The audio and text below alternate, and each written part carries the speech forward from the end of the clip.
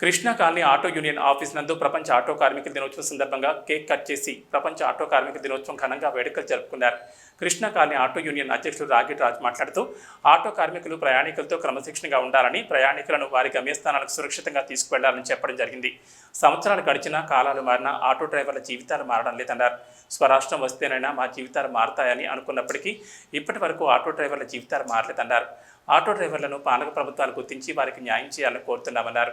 ఈ కార్యక్రమంలో కృష్ణ కాలనీ మాజీ అధ్యక్షులు భద్రం తిరుపతి, వర్కింగ్ ప్రెసిడెంట్ బోకే సమ్మయ్య, ఉపాధ్యక్షులు మామిడి సదానందం, యనగందుల వెంకటేష్, కోశాధికారి బొప్పల కుమార్, ప్రధాన కార్యదర్శి ఎండి రహీం, సహాయ కార్యదర్శి గుడికందుల తిరుపతి, ప్రచార కార్యదర్శి వినోద్, సలహాదారులు చింతం తిరుపతి, రెట్టం శ్రీను, తంగేళ్ల రాజమౌళి తదితరులు పాల్గొన్నారు.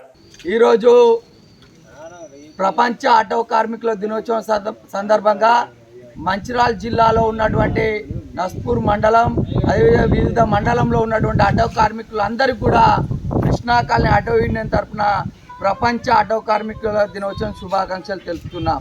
ఈరోజు కృష్ణా కాలనీలో ఈ యొక్క ప్రపంచ ఆటో కార్మికుల దినోత్సవ కార్యక్రమాన్ని కృష్ణా కాలనీ ఆటో స్టాండ్ వద్ద ఘనంగా జరుపుకోవడం జరిగింది, కేక్ కట్ చేసి.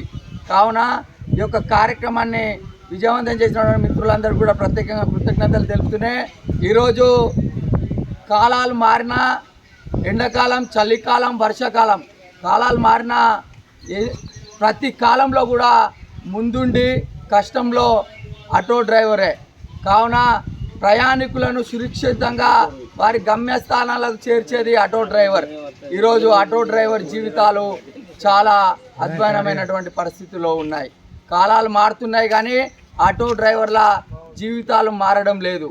కావున ఇప్పటికైనా ఆటో డ్రైవర్లను ఏ పాలక ప్రభుత్వాలైనా గుర్తించాలని ఈ యొక్క కృష్ణా కాలనీ ఆటో యూనియన్ తరఫున కోరుతున్నాం. కావున ఈ యొక్క కార్యక్రమాన్ని ప్రపంచ ఆటో కార్మికుల దినోత్సవం సందర్భంగా ఈ యొక్క కార్యక్రమాన్ని నిర్వహించుకున్నందుకు Krishna colony auto union committee సభ్యులకు మరియు ఇక్కడ ఉన్నటువంటి ఆటో కార్మికులు అందరూ కూడా ప్రత్యేకంగా కృతజ్ఞతలు తెలుపుతున్నాం.